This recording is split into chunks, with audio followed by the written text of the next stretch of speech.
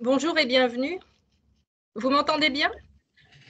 Oui, Oui, parfait. Il est 11 heures, là on va pouvoir commencer. On est une vingtaine de connectés. D'autres personnes vont encore nous rejoindre. Donc ce webinaire sur l'actualité sociale est organisé par CCI Campus Alsace et animé par Maître Roland Widmer, qui est avocat spécialisé en droit du travail. Donc je vais vous inviter tout d'abord à couper vos micros et caméras pendant la présentation, de façon à éviter les bruits qu'on connaît lors des présentations, et puis pour laisser un maximum de bande passante à notre intervenant. Nous prendrons 10 minutes à la fin pour les questions-réponses. Vous pouvez poser vos questions directement dans le chat, dans le fil de l'actualité. Donc, avant de laisser la parole à Maître Widmer, je vais me présenter et présenter notre structure. Donc, moi, je suis Catherine Vasse, conseillère en formation, et j'accompagne les entreprises dans leurs projets de formation. Donc, CCI Campus est le centre de formation de la CCI Alsace Eurométropole. Notre vocation, c'est de fournir les compétences nécessaires au développement des entreprises alsaciennes par le biais de la formation. Donc, un campus, 3 sites, Strasbourg, Colmar et Mulhouse. Nous sommes une équipe de 100 collaborateurs et nous travaillons avec environ 460 formateurs, tous issus du monde de l'entreprise. Nous formons environ 9000 stagiaires par an et travaillons avec 3000 entreprises. Nous sommes certifiés ISO 9001, Datadoc et nous avons obtenu la certification Calliope. Voilà, donc nous formons dans 2 domaines. Le premier volet sont les formations diplômantes. CCI Campus, c'est l'école supérieure de l'alternance en Alsace, la numéro 1. Nous formons à 32 diplômes, du Bac+2 au Bac+5, avec un taux de réussite au diplôme de 89% et un taux d'insertion de 85%. Notre deuxième volet est la formation continue, dit formation courte. Donc, nous proposons 400 formations dans 21 domaines, sachant que la majeure partie de nos formations sont finançables dans le cadre du CPF, grâce notamment aux certifications en langue, bureautique et logiciel métier, et les 11 certificats de compétences en entreprise. Donc les CCE sont des certifications propres aux chambres de commerce et reconnues au niveau national. Voilà, je laisse maintenant la parole à Maître Widmer. Merci, bonjour à toutes et à tous. Je pense que le diaporama est bien présenté. Il est bien disponible pour tout le monde en partage d'écran. Je suis effectivement Roland Widmer, avocat, conseil en droit social, avocat associé au cabinet d'Exocia, et nous accompagnons quasi exclusivement les entreprises en matière de droit du travail, droit de la sécurité sociale, droit de la protection sociale. J'ai donc le bonheur, et je suis ravi d'animer aujourd'hui ce webinaire qui est consacré à quelques points de l'actualité législative et réglementaire, mais également quelques arrêts de jurisprudence que je souhaitais porter à votre connaissance et qui méritent effectivement d'être connus. Alors, premièrement, sur l'actualité législative et réglementaire, il est bien entendu assez difficile en ce moment de trouver des domaines qui ne relèvent pas de la crise sanitaire. Donc, il y aura évidemment quelques points liés à la crise sanitaire. Cependant, je souhaitais pouvoir malgré tout relever l'un ou l'autre sujet qui n'est pas lié directement à la crise sanitaire. Vous savez que chaque année, 2 lois importantes sont adoptées, une loi de finances et une loi de financement de la sécurité sociale. C'est cette dernière que je vous propose de voir rapidement sur l'un ou l'autre point qui mérite votre attention. Loi de financement de la sécurité sociale pour 2021. Le premier sujet, vous en avez entendu parler, puisqu'une communication relativement importante a été émise, notamment par les autorités sur ce sujet, c'est le sujet de la paternité. Vous le voyez, 28 jours de congé, dont 7 obligatoires. C'est une vraie nouveauté. Alors, s'agissant de la situation de la paternité, il faut distinguer ce que l'on appelle le congé de paternité du congé de naissance. Le premier congé de naissance, celui-là, vous le connaissez bien. Vous savez que dans le Code du travail, il est prévu un congé de naissance d'au moins 3 jours à la naissance de l'enfant. Le Code du travail est organisé disposition d'ordre public, disposition ouverte à la négociation. L'ordre public, c'est le minimum de 3 jours. Certaines dispositions conventionnelles, que ce soit un accord d'entreprise chez vous, ou que ce soit le cas échéant votre convention collective, pourraient prévoir un nombre de jours plus important. Pas moins important, mais plus important. Donc ce congé de naissance de 3 jours figure donc dans l'ordre public. Une nouveauté, mais qui est plutôt une confirmation de la jurisprudence, c'est que dorénavant, il est indiqué expressément dans le Code du travail que ce congé de naissance de 3 jours, il est calculé en jours ouvrables. Je vous rappelle que les jours ouvrables, ce sont tous les jours de la semaine, à l'exception du dimanche et des éventuels jours fériés qui seraient classés sur d'autres jours de la semaine. Donc, en principe, hors jour férié, une semaine à 6 jours ouvrables.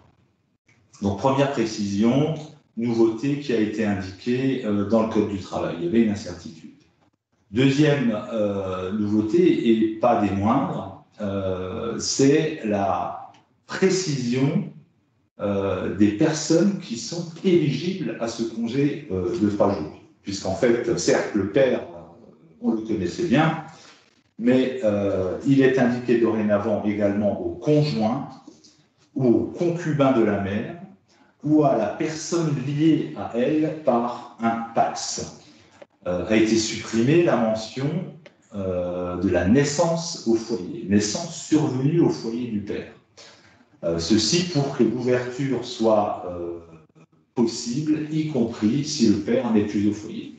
Vous avez également compris que dès lors que l'on indique père, mais également concubin de la mère ou personne liée à elle par un PACS, on pourrait se retrouver dans une situation où il y aurait plusieurs personnes qui seraient éligibles. Le père est éligible, mais si le père ne vit pas au foyer et qu'une personne autre serait liée par un concubinage ou par un PACS, les commentateurs disent aujourd'hui que ce congé est potentiellement ouvert à un nombre de personnes plus important.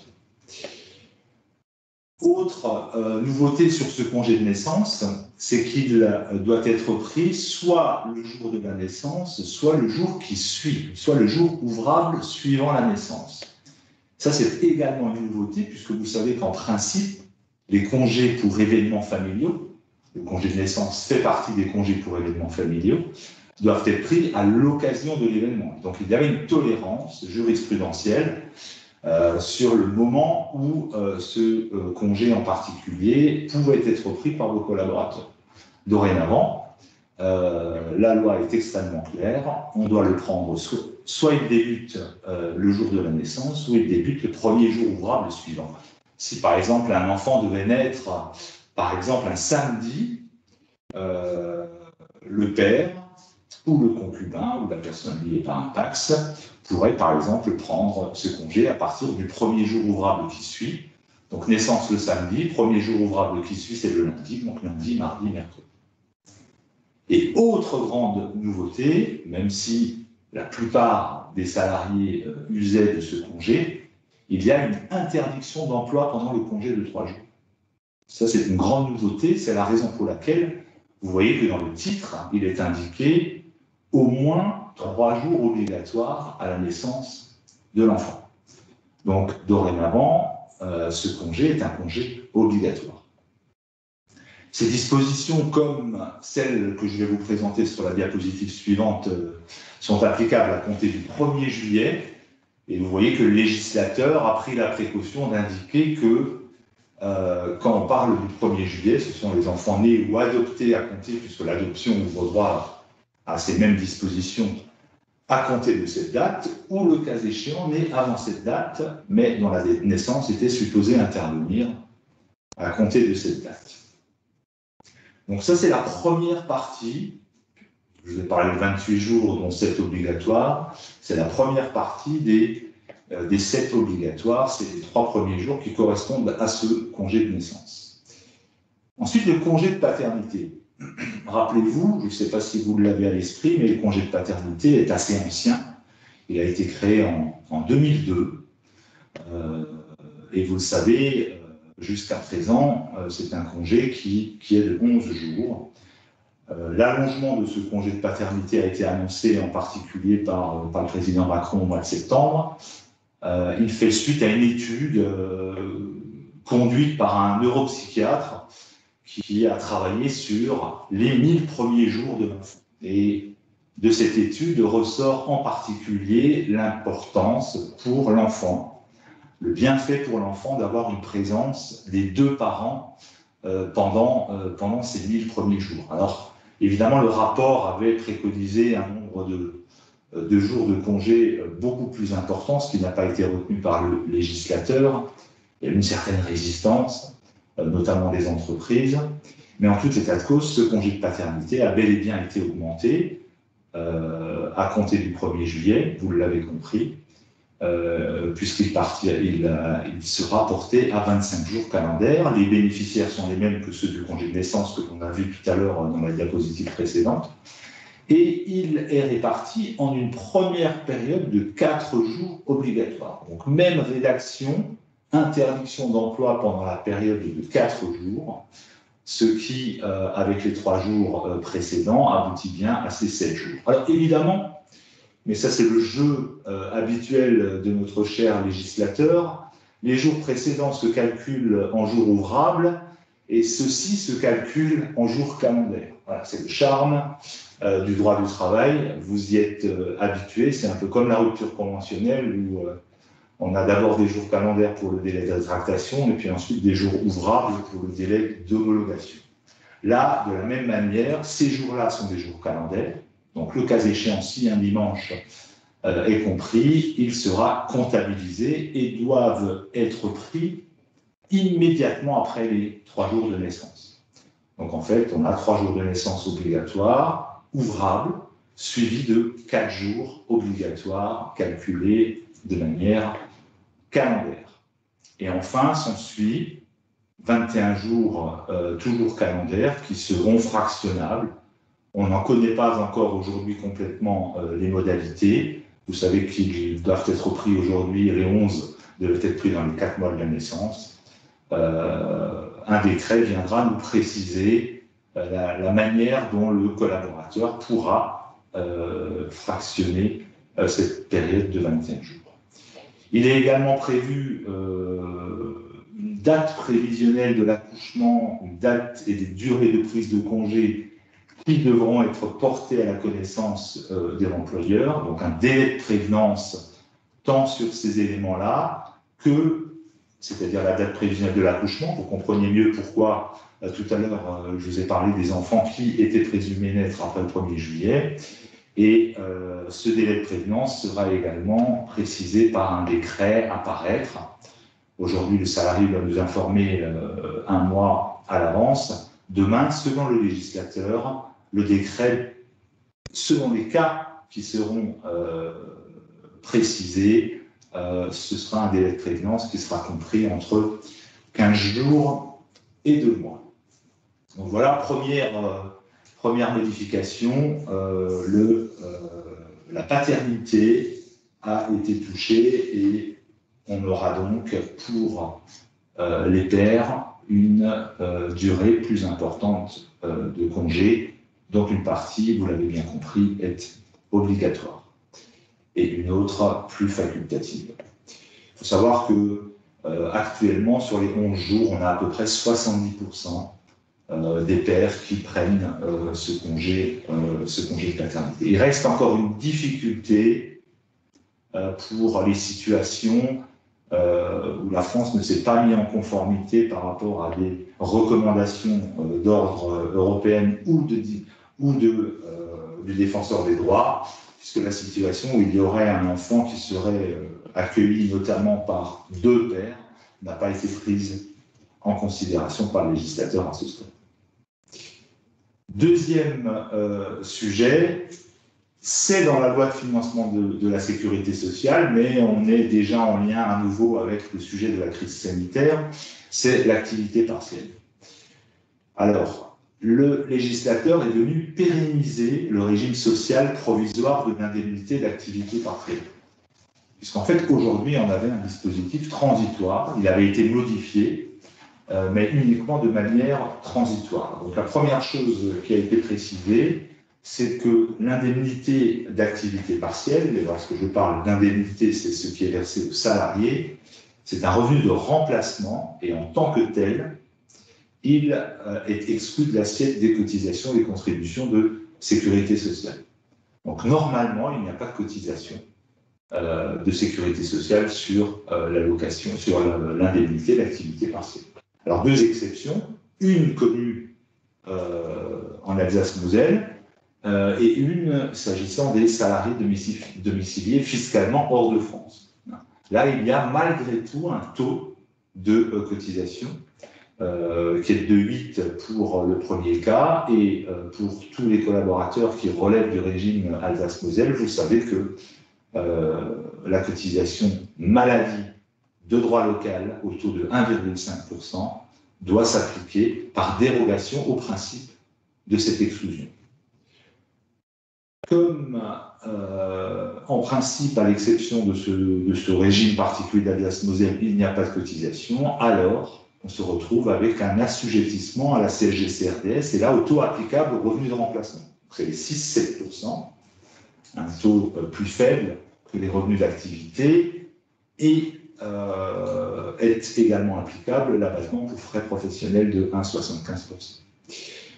Ce qui demeure également, puisque vous savez que le salarié a une garantie du SMIC brut mensuel, c'est le dispositif d'écrêtement. C'est-à-dire que si le fait de prélever la cotisation pour l'Alsace-Moselle ainsi que la CSG-CRDS devait aboutir à un montant inférieur au SMIC brut mensuel, il faut écrêter en commençant par la CSG, puis la CRDS et enfin le dispositif spécifique Alsace-Moselle. Donc, ce dispositif, ce régime social a été pérennisé et est inscrit dorénavant ainsi dans le Code de la sécurité sociale. C'est pérenne dorénavant. Je vous rappelle également, et là la loi de sécurisation, la loi de financement de la sécurité sociale, là par contre uniquement prévue pour l'année 2021, les employeurs ont la possibilité d'améliorer l'indemnisation des salariés, et ce régime, en versant plus que ce qui est prévu par la réglementation, cette indemnité complémentaire bénéficie également de ce régime social de faveur dans la limite de 3,5 SMIC. Mais attention, donc si vous le faites, soyez vigilants, il faut un support juridique. Ça nécessite un accord collectif ou une décision unilatérale. Donc vous pouvez améliorer l'indemnisation de vos collaborateurs sur le fondement d'un accord collectif, c'est-à-dire soit votre convention collective le prévoit déjà, soit vous faites un accord d'entreprise avec vos délégués syndicaux, mais vous pouvez également le prendre par décision unilatérale. Donc il faut rédiger un document de décision unilatérale et vous pourrez donc, dans la limite de 3,15 SMIC, améliorer l'indemnité. Si c'est au-delà de 3,15 SMIC, ce sera considéré comme une rémunération. Cet avantage n'est prévu par la loi de financement de la sécurité sociale que pour l'année 2021. Autre pérennisation sur l'activité partielle, c'est la prise en compte pour l'ouverture des droits à la retraite. Donc le Code de la sécurité sociale a été modifié. Les périodes d'activité partielle sont bien prises en compte pour l'ouverture des droits à la retraite au régime général. Comme il n'y a pas de cotisation vieillesse, ce sera le Fonds de solidarité vieillesse qui financera le coût lié à cette acquisition de trimestres de retraite. Je vous rappelle par ailleurs que Pour la retraite complémentaire, ce qui est extrêmement important également, les points de retraite sont acquis au-delà de la 61e heure indemnisée.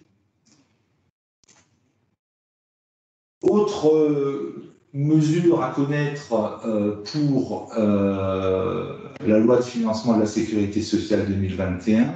On l'a vu tout à l'heure pour le congé de naissance, mais tous les congés pour événements familiaux se décomptent en jours ouvrables. Le salarié qui se marie, le salarié qui déménage, le salarié qui fait face malheureusement à un décès, avec juste une exception, qui est le congé pour décès d'un enfant, qui a été récemment modifié dans le Code du travail, qui va se calculer, lui, en jours ouvrés. Alors, jour ouvré, par opposition aux jours ouvrables, ce sont en principe les jours d'ouverture de l'entreprise. Sauf exception, en général, il y a plutôt 5 jours ouvrés dans l'entreprise du lundi au vendredi. Ce n'est pas toujours le cas, il y a parfois autant de jours ouvrés que de jours ouvrables, mais en tout cas, ces jours-là se calculent en jours ouvrés. Le congé d'adoption a également été touché, notamment harmonisé, vous le voyez, on retrouve les 25 jours ici, avec le congé de paternité, puisqu'effectivement, il y a dorénavant 25 jours supplémentaires si le congé est réparti entre les 2 parents, puisqu'en fait, il y a un congé d'adoption, vous le savez, en fonction du nombre d'enfants. Alors, pour 1 ou 2 enfants, avant, c'était 10 semaines. Le chiffre a été porté à 16 semaines. Je vous ai souligné, attention, ici on parle en semaines, ici on parle en jours. Et donc, si le congé est partagé, alors il y a 25 jours supplémentaires, mais dont la deuxième partie du couple devra prendre au moins 25 jours. On ne peut pas dire on partage les congés et je vais en prendre qu'un seul et je donne les 24 autres à mon conjoint. Le but ici étant, encore une fois, de se retrouver avec les 2 parents auprès de l'enfant. Donc il n'y a pas de matière à détourner ce dispositif-là. 2 autres derniers sujets qui ont été traités par la loi de financement de la sécurité sociale et que je souhaitais porter à votre connaissance. Tout d'abord, le registre des accidents bénins. Vous savez que les entreprises peuvent, sur autorisation préalable, jusqu'à présent, mettre en place un registre des accidents bénins qui évite d'avoir à déclarer en accident du travail des accidents qui n'ont pas de jour d'arrêt avec pas de soins. Dorénavant, l'autorisation est remplacée par une simple déclaration.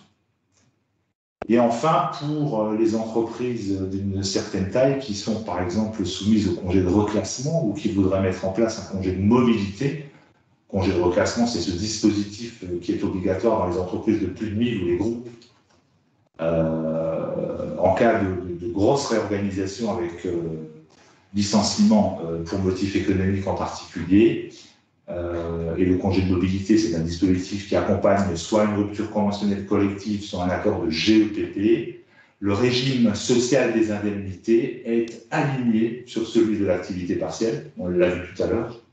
Et il y aura la possibilité de prolonger le congé de reclassement de 12 à 24 mois en cas de formation ou de reconversion. Aujourd'hui, le congé de reclassement est plafonné à 12 mois, en tout cas pour le bénéfice du régime social de faveur. Voilà les quelques mesures que je souhaitais porter à votre connaissance sur cette loi de financement de la sécurité sociale. Alors, sur de l'actualité, on est à nouveau sur des mesures, cette fois-ci Covid. Je vous le rappelle, je vais aller assez vite, je pense que vous l'avez entendu. Il a à nouveau été annoncé que finalement, la réduction de l'indemnisation du salarié et la réduction du remboursement à l'employeur seront décalés d'1 mois. Alors, on attend encore les textes aujourd'hui, mais l'indemnisation du salarié devait être abaissée à 60% de sa rémunération brute et non pas les 70% dès le mois de janvier. Ça a été reporté au mois de février. Maintenant, c'est reporté jusqu'à fin mars. Donc, le cas général, c'est ceux qui ne relèvent pas des secteurs protégés ou qui n'ont pas subi de fermeture administrative. La baisse de l'indemnisation du salarié est reportée à ce jour, puisque maintenant ça fait déjà 3 fois que cette date est reportée, mais est reportée à ce jour au 1er avril. Pour les secteurs protégés, cela devrait également baisser. Et pour les fermetures administratives, on se retrouve au 1er juillet 2021, au plus tard. Si une réouverture devait être annoncée, ce serait à la réouverture. De la même manière, et je vous les ai mises ici, l'allocation, ne confondez jamais, il faut être extrêmement prudent. Lorsque l'on parle d'indemnisation, c'est le salarié. Lorsque l'on parle d'allocation, c'est la part qui est remboursée à l'entreprise par l'État. Ici, de la même manière, les secteurs protégés et les fermetures administratives ont un remboursement à 100%. On verse 70% aux salariés, je me fais rembourser 70%. Depuis juin, dans le cas général, les entreprises ne se font rembourser que 60%. C'est un 85% de taux de remplacement. Ce remboursement aurait dû être ramené à 36% le 1er janvier. Finalement, ce sera au 1er avril, sous réserve que la crise sanitaire ne perdure pas encore, conduisant les autorités à, encore une fois, prolonger les CESEL. Ce sont des mesures qui sont annoncées. Elles doivent être confirmées légalement. Nous sommes le 23 février. Le décret est attendu. Il devrait sortir dans les prochains jours ou heures.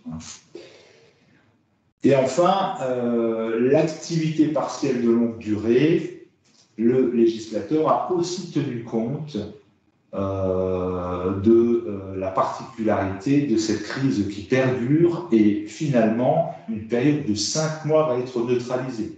Je vous rappelle que les accords d'activité partielle de longue durée ont une durée maximum d'application de 36 mois et sur ces 36 mois, on pourra chômer 24 mois consécutifs ou non sur cette période-là. Et le salarié, sur cette période-là, ne peut pas avoir une baisse de réduction supérieure à 40% et dans des cas exceptionnels à 50%. Pour le calcul de ces 24 et 36 mois et de la moyenne de la réduction d'horaire, cette période-là sera neutralisée.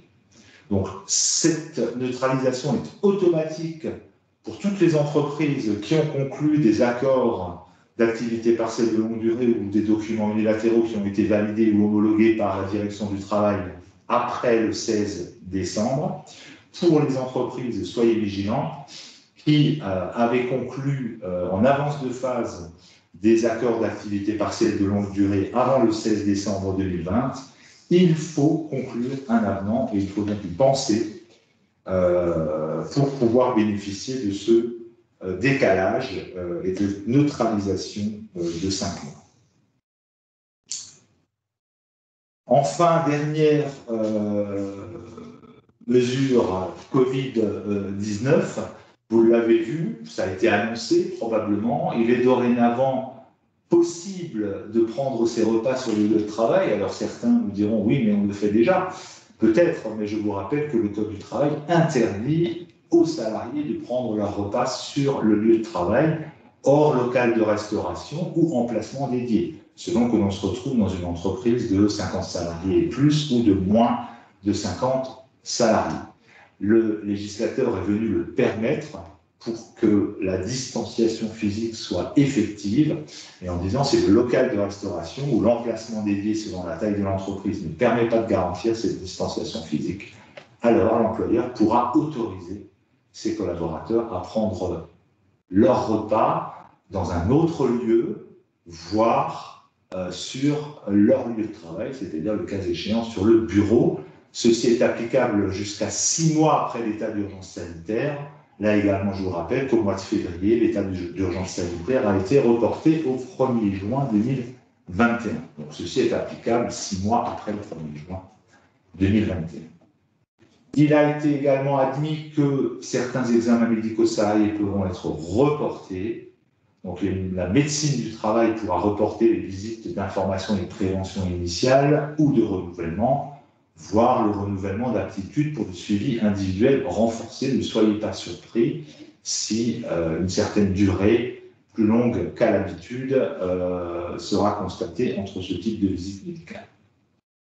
Vous savez aussi que beaucoup d'autres éléments bougent au sein des services de santé au travail et que depuis un certain temps, ces services se sont complétés par des infirmiers et infirmières en santé au travail. Jusqu'au 16 avril 2021, jusqu'à présent, vous savez que on constate que ces mesures sont souvent reportées à nouveau ou prolongées, mais en tout état de cause, ne soyez pas surpris si les visites médicales de reprise ou de pré-reprise sont organisées aujourd'hui, non pas par un médecin du travail, mais par un infirmier en santé au travail. C'est dorénavant possible jusqu'au 16 avril 2021. Ce qui n'est pas possible, par contre, c'est qu'un infirmier en santé au travail prononce une inaptitude. Donc soyez vigilants, l'inaptitude, si en cas de reprise, une inaptitude devrait être envisagée, l'infirmier devra demander au médecin de rencontrer le salarié concerné. C'est d'ailleurs, à mon sens, aussi une manière de préparer les esprits, cette mesure où je pense que compte tenu d'une certaine pénurie de médecins du travail, on va mieux mobiliser ou plus mobiliser les infirmiers en santé au travail. Si aujourd'hui la mesure est provisoire, je pense que certains réfléchissent à la rendre pérenne le cas échéant. Et enfin, les arrêts de travail dérogatoires, vous savez, ces arrêts de travail où le salarié peut se déclarer automatiquement, qui avaient été prévus pour les cas contacts en particulier, ont été également prolongés jusqu'à fin mars 2021. Le texte, le décret du 8 janvier a par ailleurs, c'est la raison pour laquelle je vous ai mis un plus, puisqu'en fait ces arrêts de travail dérogatoires concernaient initialement les cas contacts, qui devaient ensuite faire un test, etc. Vous le savez, il y a un certain nombre de conditions ensuite. Mais aujourd'hui, les arrêts de travail dérogatoires vont également concerner des salariés symptomatiques qui devront faire un test dans les 2 jours, des salariés qui sont positifs au Covid-19 ou, le cas échéant, des salariés qui seraient en quarantaine. Donc, en fait, le champ d'application de ces arrêts de travail dérogatoires a été élargi par le législateur. Voilà pour l'actualité législative et réglementaire, de manière très condensée, bien sûr, adaptée au format de ce webinaire.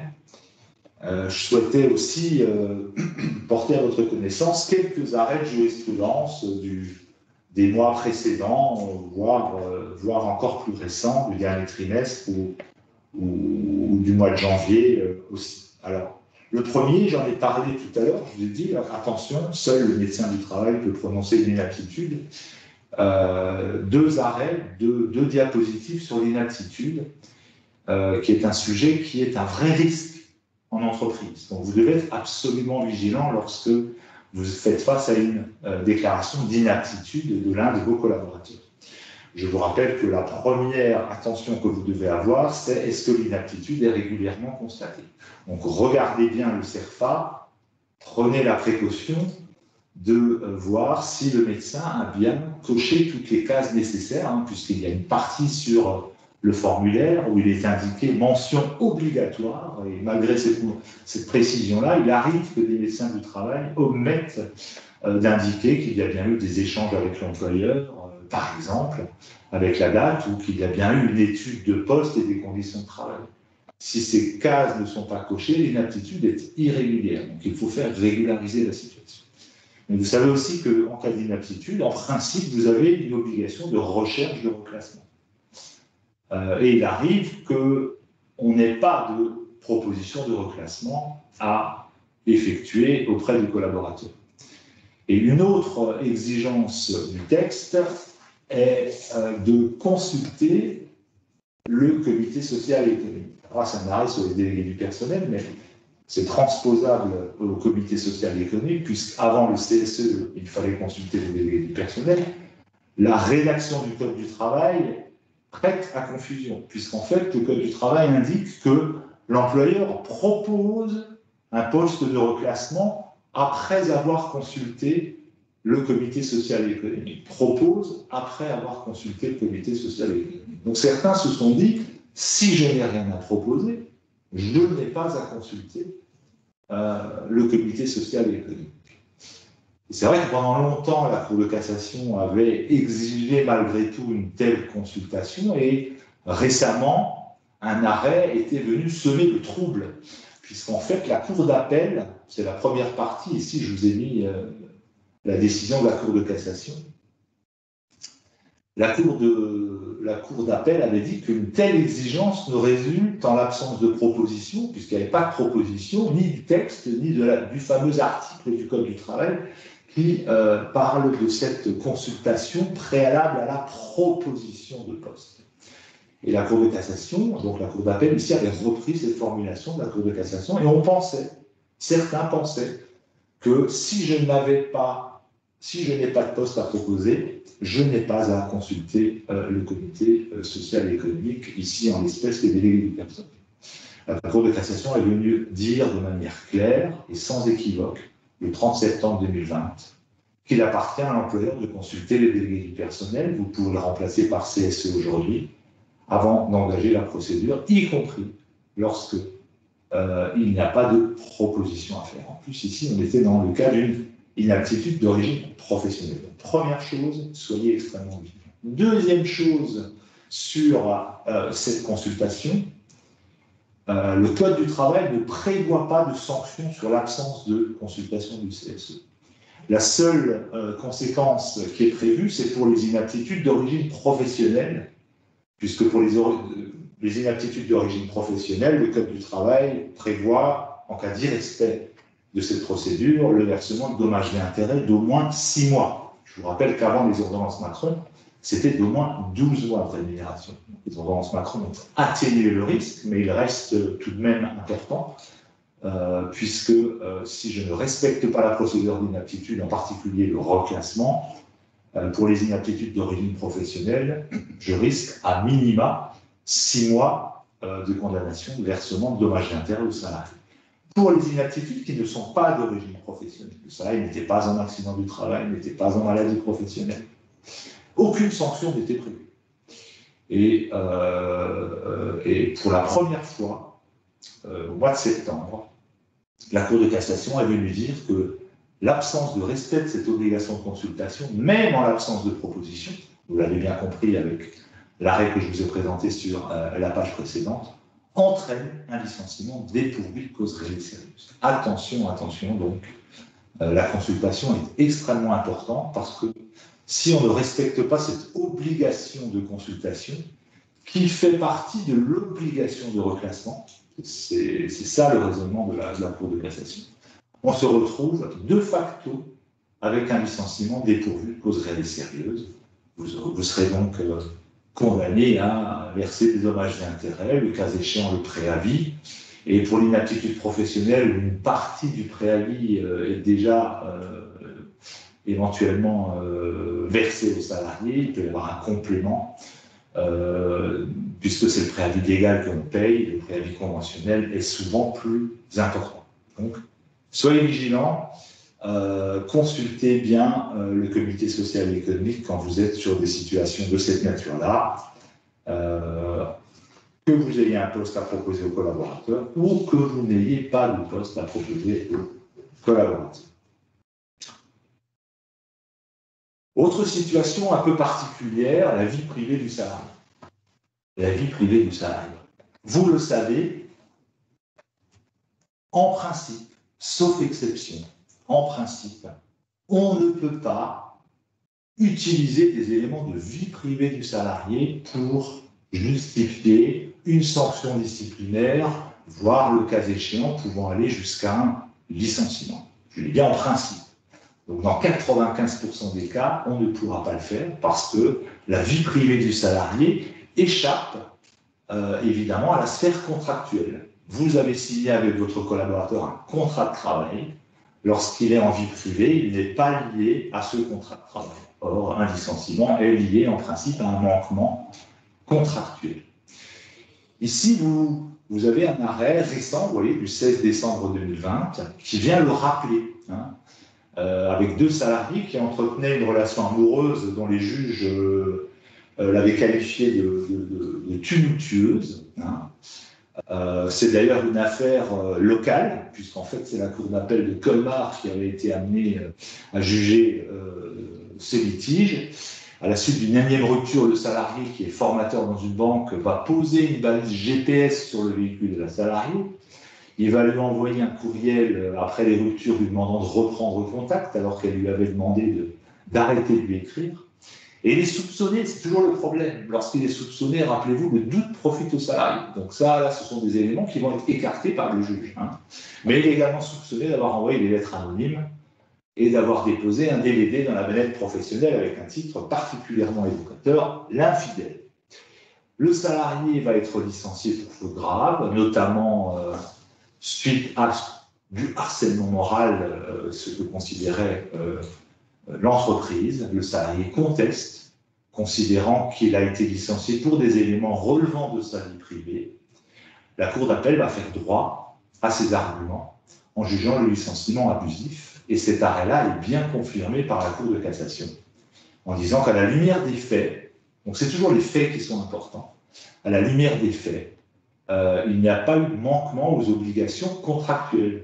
C'est ça que je vous ai expliqué tout à l'heure. On est lié à un contrat. S'il y a un manquement au contrat, je peux licencier. S'il n'y a pas de manquement au contrat, je peux difficilement en tirer des conséquences. Et donc, le licenciement était dénué de causes réelles et sérieuses. En fait, le juge, ici, dans cette affaire-là, avait d'abord écarté le harcèlement moral, puisque vous voyez bien, il y avait quand même des accusations de harcèlement moral. Le juge en disant qu'il n'y avait pas de harcèlement moral. Il y avait à une époque une relation amoureuse qui était consentie, mais qui ensuite, et que la séparation, elle avait d'ailleurs été acceptée par les deux parties. Hein. Les deux parties avaient décidé de se séparer, ce qu'a relevé le juge. Le juge a dit que là, certes, il y a une balise GPS qui a été posée, mais elle a été posée sur le véhicule personnel de la salariée. C'est un point qui a été soulevé par le juge. L'envoi de courriel, on peut aussi se poser la question. Hein, le salarié a envoyé un courriel par le voie de la messagerie professionnelle. Là aussi, le juge a constaté que seuls 2 messages avaient été envoyés par la messagerie professionnelle et a donc considéré qu'il n'y avait pas d'abus de l'utilisation, en particulier de la messagerie professionnelle. Le salarié peut, de manière limitée certes, mais peut utiliser, le cas échéant, la messagerie professionnelle pour des raisons privées. Et enfin, la Cour a constaté qu'il n'y avait pas de retentissement dans l'entreprise. C'est aussi un point qui est important. Alors, c'est toujours des affaires délicates parce qu'on se préoccupe toujours des faits. Il y a des cas où le juge avait admis une faute, par exemple dans une affaire en 2019 où c'était un supérieur hiérarchique qui avait eu une relation avec l'une de ses subordonnées, mais il y a eu des retentissements dans l'entreprise. Le supérieur hiérarchique, de par la publicité de cette affaire-là, avait en particulier perdu une certaine crédibilité qui était avérée, et le juge avait admis dès lors que le licenciement était justifié. Et là, on est dans du fautif. On peut aussi, le cas échéant, soyez prudents, on n'est pas nécessairement dans le fautif, il existe aussi le licenciement pour le trouble objectif apporté au bon fonctionnement de l'entreprise. Certains cas de vie privée peuvent apporter un trouble objectif au bon fonctionnement de l'entreprise. Par exemple, s'il y a une dégradation importante du climat, des relations, etc. dans l'entreprise, c'est une autre éventuelle possibilité. Je vous ai également mis, parce que ça c'est un arrêt qui est très important, ce n'est pas un revirement de jurisprudence, mais c'est une nouvelle orientation de la jurisprudence, toujours la vie privée de la salariée, ces fameux arrêts Facebook, hein, où vous allez voir qu'on peut éventuellement passer outre le problème de la vie privée. Là, vous êtes dans l'entreprise bien connue, la société Petit Bateau, où un chef de projet avait publié sur Facebook, sur sa page privée, une photographie de la nouvelle collection été 2015, dont avaient accès des amis de la sphère professionnelle. L'employeur s'était vu remettre spontanément, par un ami Facebook, une photographie permettant donc l'identification également des amis professionnels destinataires de cette publication. La salariée est licenciée pour faute grave. Et là, on a un problème parce qu'on a de nouveau un problème de vie privée. On est clairement dans la vie privée de la salariée sur son compte personnel Facebook. Mais on a c'est l'article 9 du Code civil qui dit que chacun a droit au respect de sa vie privée. Mais on a aussi un article 9 du Code de procédure civile qui, lui, a trait à la nécessité de la preuve.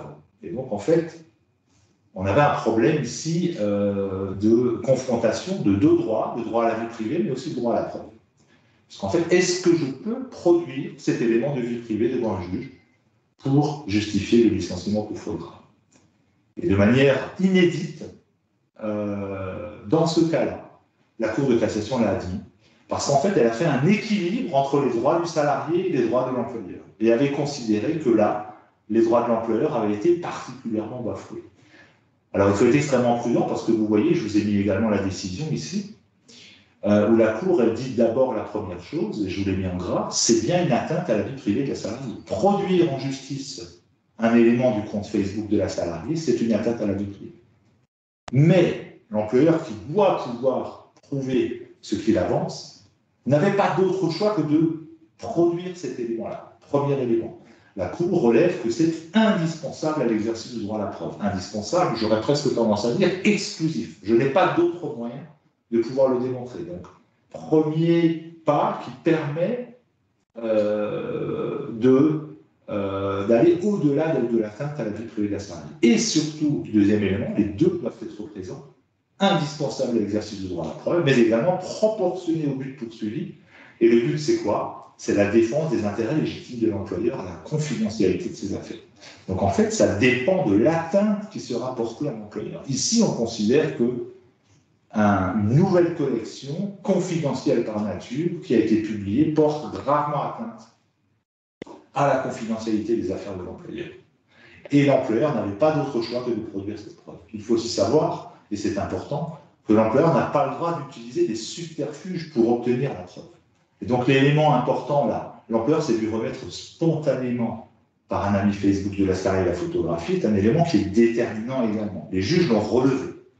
L'employeur n'a pas utilisé de subterfuge. L'employeur n'a pas le droit, après c'est une question de preuve, mais l'employeur n'aurait pas le droit de demander à quelqu'un de lui produire des éléments de cette nature. Donc voilà, un arrêt important, puisque jusqu'à présent, les fameux arrêts Facebook écartaient systématiquement la possibilité pour l'employeur de les produire. Heure de délégation, je vous ai mis quelques arrêts sympathiques, récupérer son perroquet en fuite pendant les heures de délégation peut être sanctionné. Vous savez que vos représentants du personnel ont des heures de délégation. Ils ont le droit de les utiliser comme il leur semble, mais il y a une certaine latitude, vous le savez, d'utilisation de ces heures. Mais évidemment, il est interdit d'abuser de l'utilisation de ces heures. C'est ce qu'on appelle de l'abus d'utilisation des heures de délégation. Ici, on était sur un délégué syndical qui avait quitté précipitamment son lieu de travail, qui déclare des heures de délégation à son retour, mais en même temps, la hiérarchie avait adressé un mail à sa direction expliquant que le salarié lui avait indiqué qu'il devait s'absenter parce que son perroquet s'était enfui. Le salarié est sanctionné par une mise à pied de 3 jours. Ici, le juge a considéré que cette sanction était justifiée en disant que ce délégué syndical avait bel et bien abusé de l'utilisation de ces heures de délégation et que la sanction n'est pas disproportionnée. Le licenciement, c'est une autre affaire. Donc là, il a été mis à pied pendant 3 jours pour abandon de poste. Donc, rappelez-vous, en principe, on paye, on conteste ensuite, et on peut, le cas échéant, sanctionner si on arrive à démontrer qu'il y a un abus dans l'utilisation des heures de délégation.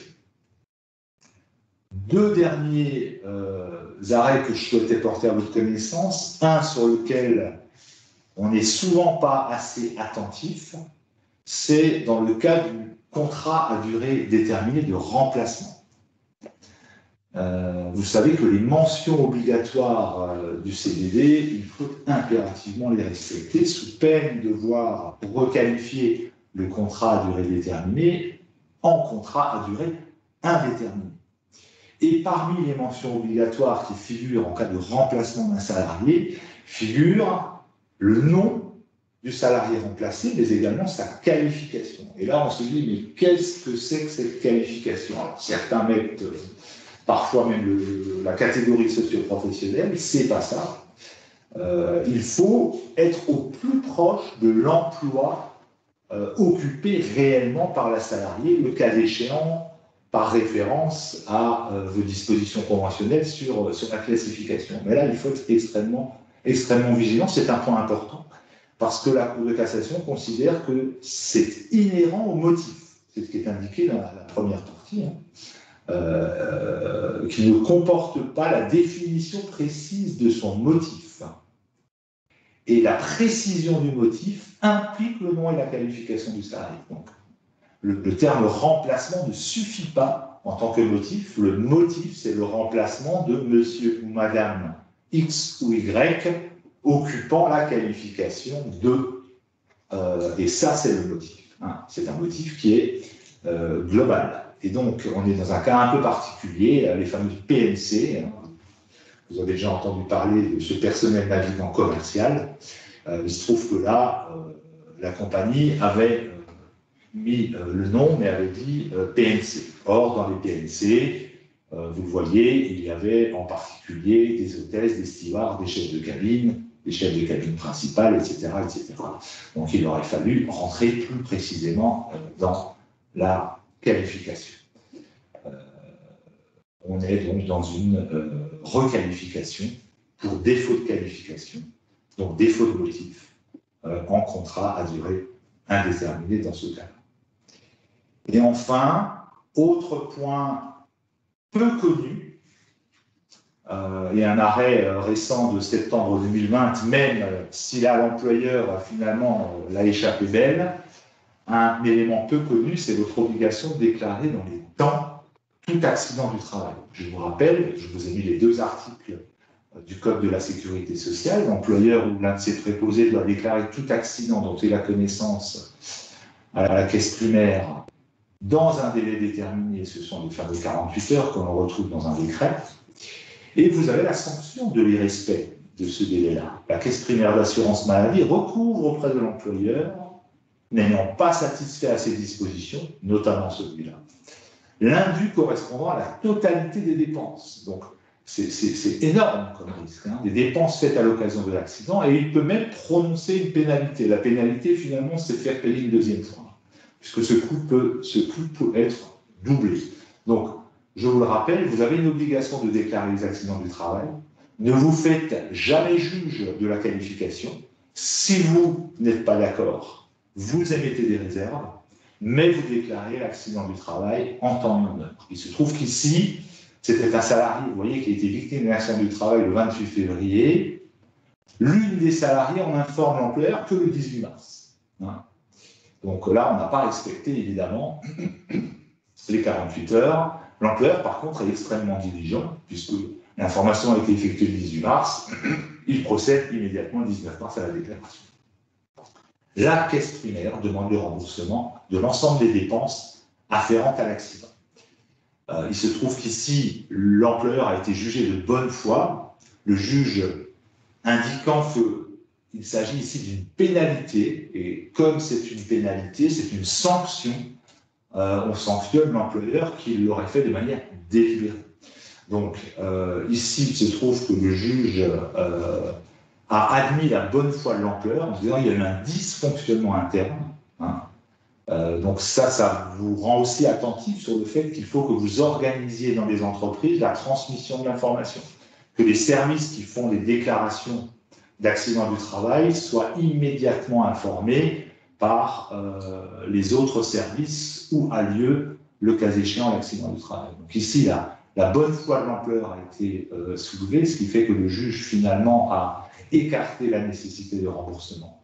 Mais ne vous faites encore une fois jamais juge de la qualification, déclarez tout accident du travail, émettez les réserves nécessaires si vous entendez contester cet accident du travail, ceci en respect des dispositions pour que vous ne soyez pas, le cas échéant, un jour condamné à devoir rembourser des sommes qui peuvent être très importantes, d'autant que nous sommes dans un contexte où probablement sur ce type de sujet, les organismes de sécurité sociale risquent d'être un peu plus vigilants avec les dépenses importantes qui ont été prises ces derniers temps.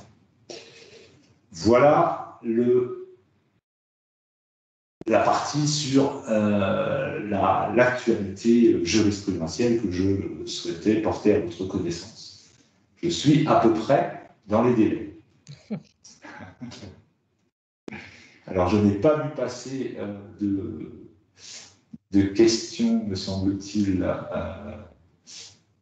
par le chat. Je vous redonne la parole, Catherine. Oui, merci Roland pour cette présentation. Donc, pour les personnes qui souhaitent aller plus loin, CCI Campus... On a cette question de Rodolphe. Oui, bonjour. Bonjour, Rodolphe Kirling du service apprentissage de la Chambre de commerce. Alors, ça sort un petit peu du cadre de l'intervention de ce matin, mais j'ai une question. En fait, actuellement, les employeurs qui recrutent des apprentis perçoivent une aide financière, donc d'un montant de 5 000 ou 8 000 euros en fonction de l'âge de l'apprenti. Et cette aide est versée à condition que le contrat soit signé au plus tard le 28 février, donc dans quelques jours. Et on parle d'un prolongement à fin mars. Par contre, on ne sait pas du tout ce qui va se passer après. Et certains employeurs nous demandent s'ils peuvent signer aujourd'hui un contrat pour être dans les clous par rapport aux critères de date de signature du contrat, mais sachant que le contrat ne démarrera que cet été. Donc moi, la question que je me posais, parce que c'est vrai quand on regarde la notice de l'aide financière, on parle bien de date de signature. Maintenant, est-ce que c'est acceptable de signer un contrat plusieurs mois avant son début d'exécution ? A priori, je ne vois pas ce qui s'y opposerait, parce que l'idée étant de, ici, favoriser les recrutements. D'accord. Rien n'empêche juridiquement d'anticiper. Voilà. Alors, non, parce que les contrats ne sont pas nécessairement signés juste 2 jours avant l'embauche, quoi. Hein. Donc, je veux dire, si on remplit effectivement la condition prévue par le texte, l'aide devrait être versée et éligible. Après, vous le savez bien aussi, vous adresser à la directe si vous voulez avoir une garantie absolue sur le sujet. Oui, tout à fait. Alors c'est vrai, mais vous avez raison, ça fait partie aussi des mesures qui, comme l'aide à l'embauche des jeunes, sont reportées là au fur et à mesure malheureusement, de la persistance de la crise sanitaire. Oui.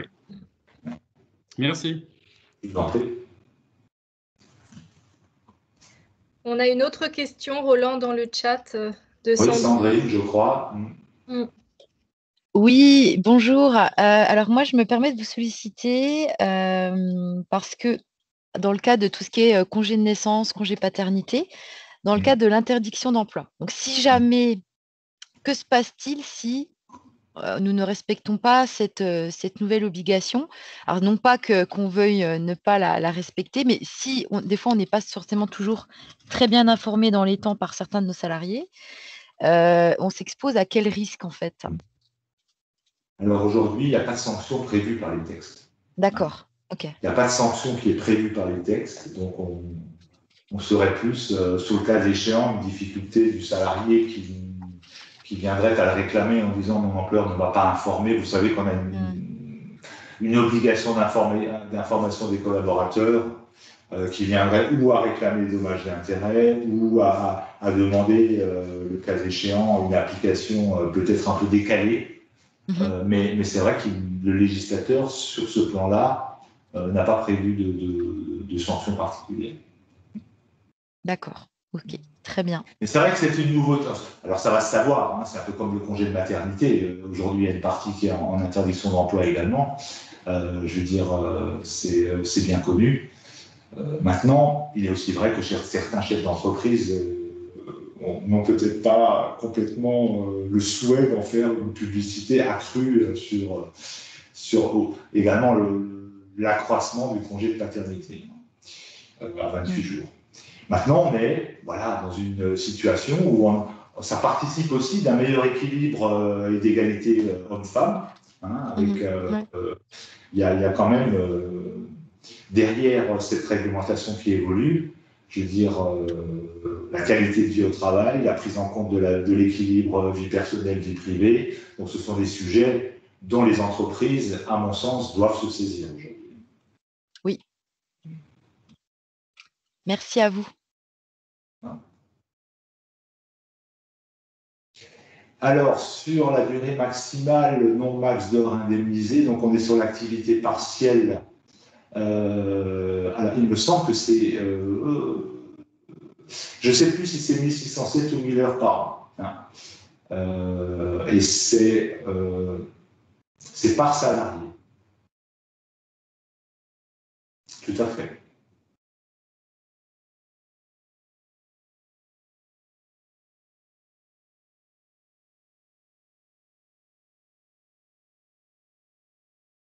Je n'entends plus rien. Ah, vous avez, Catherine, votre micro est coupé. Pardon. Oui, je disais, est-ce que vous avez d'autres questions?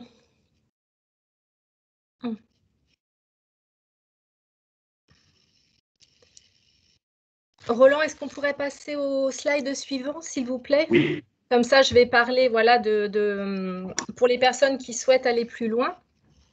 Nous organisons une formation maîtriser l'actualité législative et jurisprudentielle en droit social, donc qui sera animée par Roland Widmer. Nos prochaines sessions sont programmées le 18 mars et le 30 mars, donc c'est un jour par trimestre, afin de voir l'actualité du trimestre écoulé. Donc, initialement, la session est prévue le 18 mars sur Colmar et le 30 mars sur Strasbourg. Maintenant, à voir voilà, si on le fait en distanciel ou non. Donc, nous allons vous transmettre par mail la présentation, le support PowerPoint et le programme de formation. Moi, je reste à votre disposition pour toute question sur cette formation ou autre. Et vous avez donc mes coordonnées sur le slide. Et merci Roland pour cette présentation très intéressante.